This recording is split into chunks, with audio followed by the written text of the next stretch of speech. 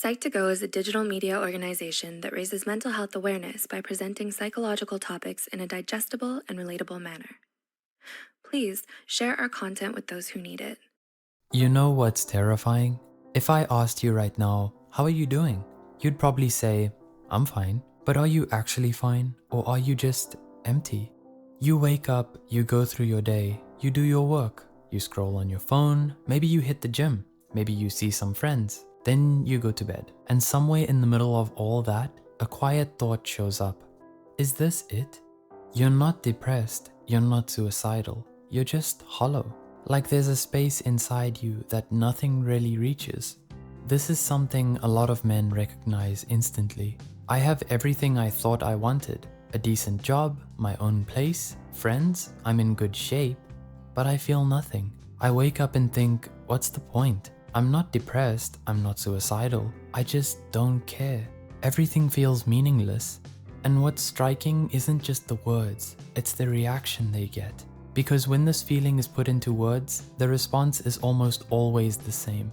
I thought it was just me. I've never heard anyone say this out loud. I've been feeling this way for years. This isn't rare, it's everywhere. Now, before anyone says, what about women? Yes, women struggle too. But today we're talking about men. Because men are struggling in a very specific way that often goes unnoticed. Men are more likely to die by suicide, more likely to be homeless, more likely to drop out of school, more likely to be incarcerated. And more men are quietly checking out of life, not building, not pursuing, not feeling pulled toward anything. And when this comes up, the response is usually, man up, stop complaining, you have it easy. But that response misses what's actually happening. The emptiness a lot of men feel isn't about comfort or privilege, it's about purpose. For most of human history, men had very clear roles: provider, protector, builder, fixer. This isn't about going backward, it's not about control or dominance, it's about something simpler. The need to contribute didn't disappear just because society changed. Our biology didn't suddenly update. The brain you're using right now is still wired for effort, responsibility, and contribution. But modern life removed many of the obvious ways men used to feel useful and didn't clearly replace them. Instead, men were told, just be yourself. Your value isn't what you do, it's who you are. That sounds empowering, but it doesn't answer the quiet question underneath it all. What am I here for? For many men, self-worth comes from contribution, from solving problems, from being needed.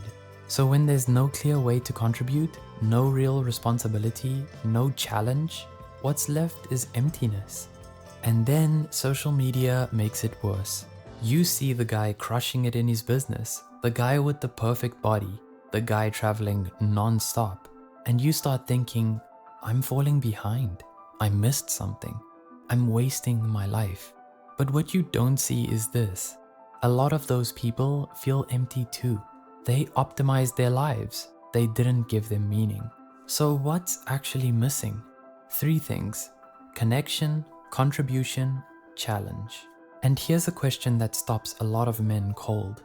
If your life got suddenly harder tomorrow, would anything meaningful actually be at risk?